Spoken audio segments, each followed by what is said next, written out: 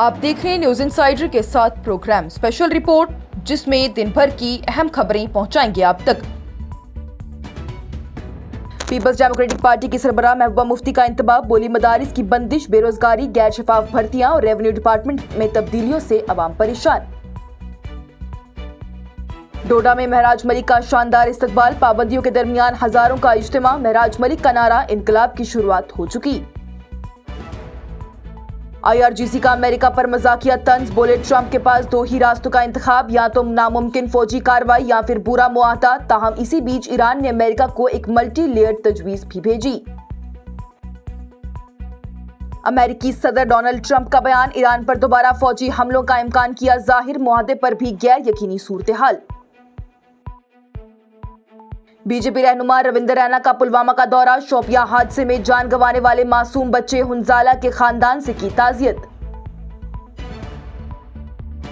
राज्यसभा के member parliament Raghav Chadha की सदर हिंद द्रौपदी मुर्मू से मुलाकात 5 मई को तय, पंजाब में सियासी इंतकाम और रियासती इदारों के गलत इस्तेमाल का मुद्दा उठाने का फैसला।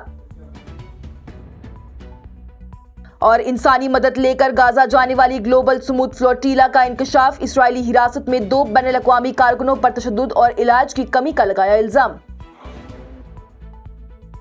इस प्रोग्राम को आप तक पहुंचाने में हमारे साथ ताउन किया है ग्लोबल इनोवेशंस कंसल्टेंसी ने, जो कि तालीम के लिए वादी का भरोसेमंद ब्रांड है। स्टार हॉस्पिटल सनत नगर श्रीनगर ने, जहां दुनिया के बेहतरीन डॉक्टर्स हर मर्ज का शिफा बख्श इलाज करते हैं। सैंसोकीजर, जो कि सर्दी के मौसम में गर्म पानी के लिए जम्मू कश्मीर के लोगों का भरोसेमंद ब्रांड करने, जहां दुनिया के बेहतरीन डॉक्टर्स हर मर्ज का शिफा बख्श इलाज करते हैं। जम्मू कश्मीर की साबका वज़ीर आला और पीपल्स डेमोक्रेटिक पार्टी की सरबराह महबूबा मुफ्ती की जानिब से इतवार के रोज ही इंतबाह दिया गया कि मरकजी इलाका इस वक्त कई बहरानात का सामना कर रहा है, जिसमें कि बेरोजगार नौजवान और वो खानदान शामिल हैं जो कि अपनी रोजी रोटी से महरूम हो चुके हैं। एक इजलास से इंतखाब करते हुए उनकी जानिब से कहा गया कई मसाइल उठाए गए हैं, जिनमें की दीनी मदारिस की बंदिश, पर्दे के पीछे भर्तियां और रेवेन्यू डिपार्टमेंट में तब्दीलियां शामिल है। उन्होंने सिराजुल उलूम के बंद होने और इससे पहले मदीनाउल उलूम पर ली गई कार्रवाई का हवाला देते हुए कहा है कि इन इक़दामात से उलेमा और अवाम में गहरी बेचैनी पैदा हो रही है। महबूबा मुफ्ती की जानिब से मजदूरी के निजाम में तब्दीलियों पर भी तशवीश का इजहार किया गया और कहा गया कि हाथ से होने वाला काम मशीन से बदल दिया गया, जिसकी वजह से कई खानदानों की रोजी रोटी खत्म हो गई। उनका ये कहना है कि इससे लोगों की आमदनी बिल्कुल बंद होकर रह गई है। भर्ती के निजाम पर इल्जाम लगाते हुए उन्होंने कहा है कि नौकरियां सिफारिश और ताकतवर अफराद के जरिए दी जा रही हैं, जबकि लायक और तालीम याफ्ता नौजवान नजरअंदाज किए जा रहे हैं। उन्होंने महकमाए रजस्वा यानी कि रेवेन्यू डिपार्टमेंट में होने वाली तब्दीलियों का भी जिक्र किया है और कहा है कि पहले दफ्तर का काम उर्दू जुबान में होता था, लेकिन अब नई जुबानी उसूलों की वजह से लोगों में उलझन पैदा हो रही है। आखिर में महबूबा मुफ्ती की जानिब से मुतालबा किया गया कि भर्ती का निजाम साफ और शफाफ बनाया जाए, मकामी लोगों की रोजी रोटी का तहफ़्फ़ुज़ किया जाए और अवाम के मसाइल को फौरी तौर पर हल किया जाए। इसी तरह आप कहीं ना कहीं जो मुसलमानों की निशानी है, जहाँ हमें मजहब के साथ दीनी तालीम दी जाती है और दुनियाई तालीम दी जाती है, तो एक एजेंडे के तहत बीजेपी सरकार यहाँ की सरकार के साथ मिलके इन तमाम इंस्टीट्यूशंस को बंद कर रही है, जिससे जम्मू कश्मीर में जो अभी उर्दू को भी इसी सिलसिले में जो कोशिश की जा रही है उसको डिलीट करने की, कहीं ना कहीं हमारी जो साख्त है, हमारा जो कल्चर है, उसको मिटाने की कोशिश की जा रही है और हमें मजहब से दूर करने की कोशिश की जा रही है। डोडा में आज 3 मई 2026 को एक बड़ा सियासी मंजर देखने को मिला, जहां पर हजारों की तादाद में लोग जमा हुए आम आदमी पार्टी के MLA महराजुद्दीन मलिक के इस्तकबालिया इजलास और घर वापसी के मौके पर। महराज मलिक अपनी गिरफ्तारी के तकरीबन 7 से 8 महीने बाद पहली बार अपने हलके में वापस आए हैं, जब हाईकोर्ट ने उन पर लगाए गए पब्लिक सेफ्टी एक्ट के इल्जामात को खारिज कर दिया था और उन्हें कठुआ जेल से रिहा किया गया। इस बड़ी तजवीज का मरकजी मकाम डोडा स्पोर्ट्स स्टेडियम रहा, जहां पर लोगों का समंदर मलिक का इस्तकबाल करने के लिए उमड़ पड़ा। ये इजलास असल में एक आम मजलिस के तौर पर रखा गया था, लेकिन इसने धीरे धीरे एक जश्न और सियासी ताकत के मुजाहिरे की शक्ल इख्तियार कर ली। महराज मलिक खुद इस रैली की क़ियादत कर रहे थे, लेकिन पार्टी के बड़े रहनुमा जैसे कि अरविंद केजरीवाल और संजय सिंह इसमें शरीक न हो सके, क्योंकि मकामी इंतजामिया ने सिक्योरिटी वजूहात की बुनियाद पर उन्हें इजाजत नहीं दी। दूसरी तरफ से इंतजामिया ने हालात को देखते हुए चंद पाबंदियां भी नाफिज की। डिस्ट्रिक्ट मजिस्ट्रेट डोडा की जानिब से भारतीय नागरिक सुरक्षा संहिता के तहत सेक्शन 163 लगाते हुए गैर इजाजती इज्तिमात पर पाबंदी लगा दी। इसके मुताबिक 5 या उससे ज्यादा अफराद के जमा होने, एहतजाज या धरना देने पर कुछ मुकर्रर इलाकों में रोक लगाई गई है। इन इलाकों में क्लॉक टावर चौक, SSP ऑफिस के करीब का इलाका, स्पोर्ट्स स्टेडियम तक जाने वाली सड़क, अकरमाबाद तक का हिस्सा और पुराने बस स्टैंड तक के रास्ते शामिल रहे। ये पाबंदियां अमन व अमान को बरकरार रखने के लिए लगाई गई हैं और उन पर अमल दरामद के लिए पुलिस को सख्ती से हिदायत दी गई थी। इसके बावजूद लोगों का जोश और जज्बा कम ना हुआ और बहुत से हिमायती महराज मलिक के साथ रैली की शक्ल में शहर की तरफ बढ़ते नजर आए।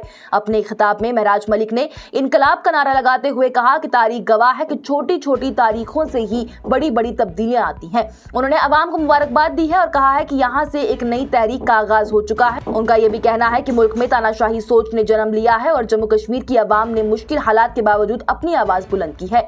महराज मलिक की जानिब से अपनी जिंदगी के तजुर्बे बयान करते हुए पहाड़ी इलाकों के लोगों के मुतल्लिक गलत तस्वुर को भी रद्द कर दिया और कहा है कि किसी भी इलाके या जात से इंसान की पहचान नहीं होती बल्कि उसकी सोच और किरदार से होती है। उन्होंने नौजवानों को हिम्मत दिखाने की तलकीन की है और कहा है कि सच बोलने के लिए हौसला जरूरी है। उनका ये भी कहना है कि आने वाले मुस्तकबिल अवाम के हैं और वो हर कुर्बानी देने के लिए तैयार हैं, बस अवाम को अपनी ताकत पहचान कर साथ देना होगा। सबका फर्ज है, मैं अपना फर्ज निभा रहा हूँ। क्या मैं अपना फर्ज निभा रहा हूँ? तुम अपना फर्ज कब निभाओगे? महराज वो है जिसका लोगों ने जिंदा मातम मनाया। मैं खुश हूँ, मैं खुश हूँ। लोगों ने जिंदा महराज का मातम मनाया। मैं इससे 10 गुना ज्यादा और ताकत से आवाम की बेहतरी के लिए काम करूंगा। अरे जान क्या है, जिंदगी क्या है, लगा लेंगे। मेरे जैसे बहुत आए बहुत गए, बस वक्त का खेल है। आज हमारी जिम्मेदारी है, आज हमारी हिस्सेदारी है, तो हमें काम करने का मौका मिला है। क्योंकि 2 साल पहले एडमिनिस्ट्रेटर कोई और था, अब कोई और है, लेकिन महराज की ये सरजमीन है, ये लोग मेरे हैं, जम्मू कश्मीर मेरा है, ये मुल्क मेरा है। मुझे आवाम का दर्द है, इसे बांटने का अधिकार मुझे है। तुम मुझे रोकोगे तो हम तुम्हें ठोकेंगे। ईरान की फौजी तंजीम इस्लामिक रेवोल्यूशनरी गार्ड कॉर्प्स की जानिब से इतवार के रोज ही अमेरिका को सख्त पैगाम देते हुए मजाकिया तंज कसा गया है और कहा गया है कि डोनाल्ड ट्रंप के पास सिर्फ 2 ही रास्ते रह गए हैं, या तो एक नामुमकिन फौजी कार्रवाई करे या फिर तेहरान के साथ एक पूरा मुआहदा कबूल कर ले।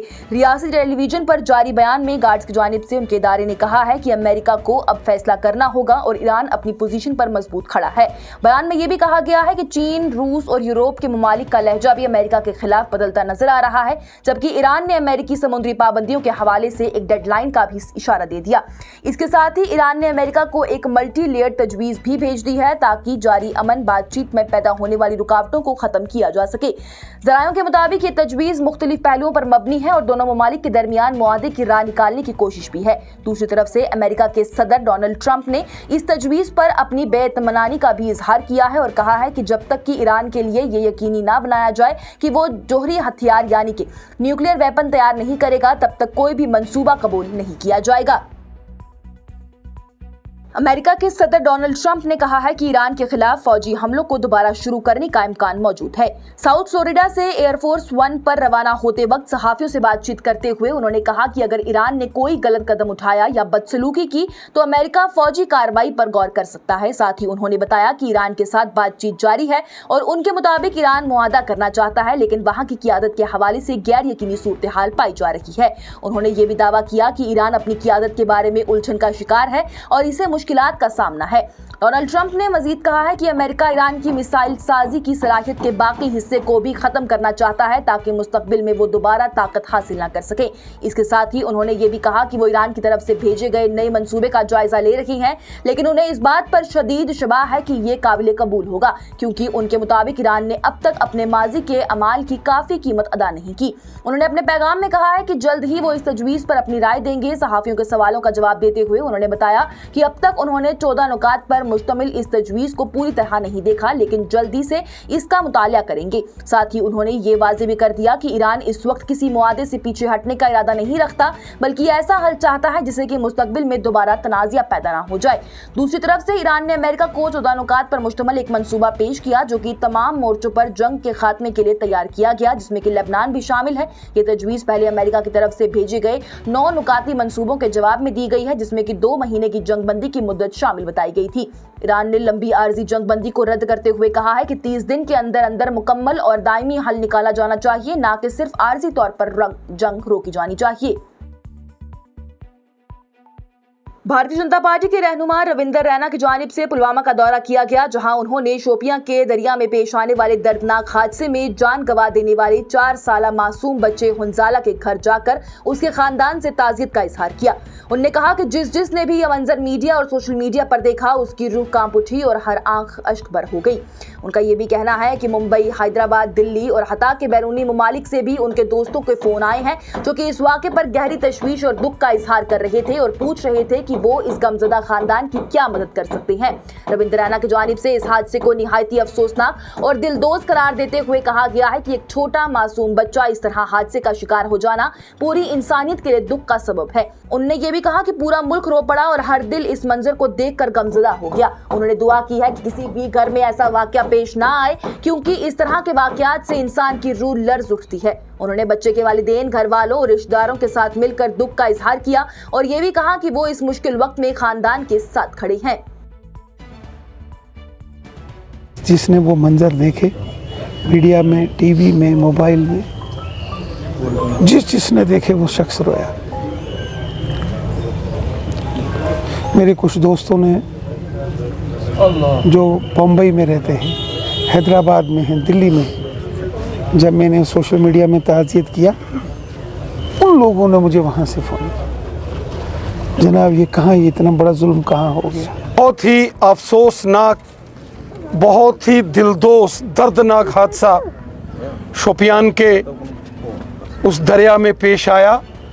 एक 4 साल का छोटा मासूम बच्चा हंजला उस दर्दनाक हादसे का शिकार हो गया। मैं आज हंजला के घर में यहाँ पुलवामा में आया हूँ, उनके अहले खाना से, उनके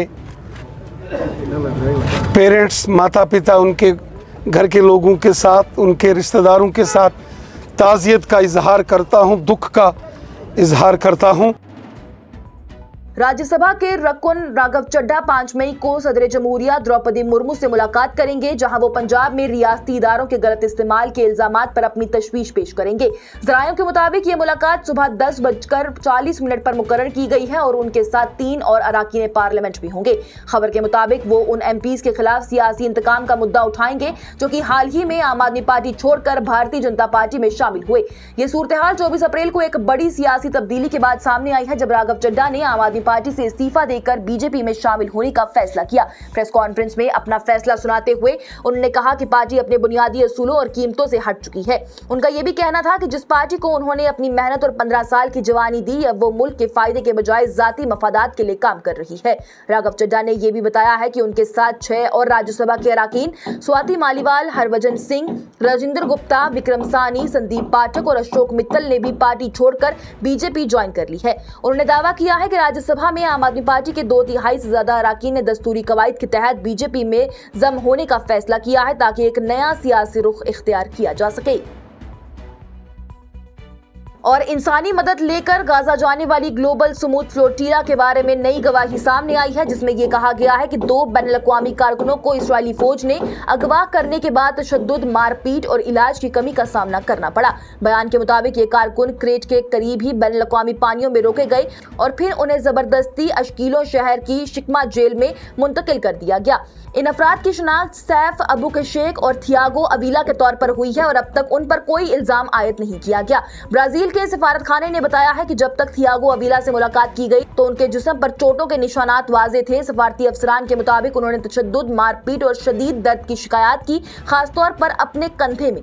यह भी कहा गया है कि वो खुलकर बात नहीं कर पाई क्योंकि उनके दरमियान शीशा लगा हुआ था। वहीं सफारत खाने ने उनकी सेहत पर तशवीश का इजहार किया और कहा कि डॉक्टर्स के मुआयने के बावजूद उन्हें मुनासिब इलाज नहीं दिया गया। ब्राजील हुकूमत ने फौरन इलाज और कानूनी बुनियाद की वजाहत का भी मुतालबा किया है। खबरों के मुताबिक थियागो अवीला ने अपनी गिरफ्तारी के बाद भूख हड़ताल शुरू कर दी और सिर्फ पानी पर गुजारा कर रही हैं, जबकि सैफ अबुकशेक उन्होंने भी भूख हड़ताल का आगाज कर दिया है। फ्लोटिला ग्रुप के मुताबिक अबुकशेक को इस्राएली फौजी जहाज पर ही सख्त तशद्दुद का निशाना बनाया गया था, फिर उन्हें जेल भेज दिया गया। दोनों कारकुन वो वाहिद अफराद हैं जिन्हें अब तक रिहा नहीं किया गया, जबकि बाकी कारकुनों को छोड़ दिया गया है। इस वाक़े ने गैर कानूनी हिरासत और बैनुल अक़वामी कवानीन की खिलाफ वर्जी, खासतौर पर तशद्दुद की पाबंदी के हवाले से संगीन सवालात खड़े कर दिए। ग्लोबल स्मूथ फ्लोटिला ने यूरोप के ममालिक पर तनकीद की है। उन्होंने अपने शहरियों के तहफ़्फ़ुज़ के लिए कोई कदम नहीं उठाया और जबरदस्ती उन्हें इस्राएली हिरासत में देने दिया। ग्रुप ने स्पेन, स्वीडन और ब्राजील की हुकूमतों से मुतालबा किया है कि उन्हें फौरन सिफारती सतह पर कदम उठाने और अपने शहरियों की रिहाई यकीनी बनानी चाहिए, जबकि बैनुल अक़वामी इदारों को भी और इंसानी हकूक़ की तंजीमों से भी मुदाखलत की दरख्वास्त की गई है। आज की स्पेशल रिपोर्ट में इतना ही। दीजिए इजाजत। लेटेस्ट अपडेट्स के लिए देखते रहिए न्यूज़ इंसाइडर 24/7।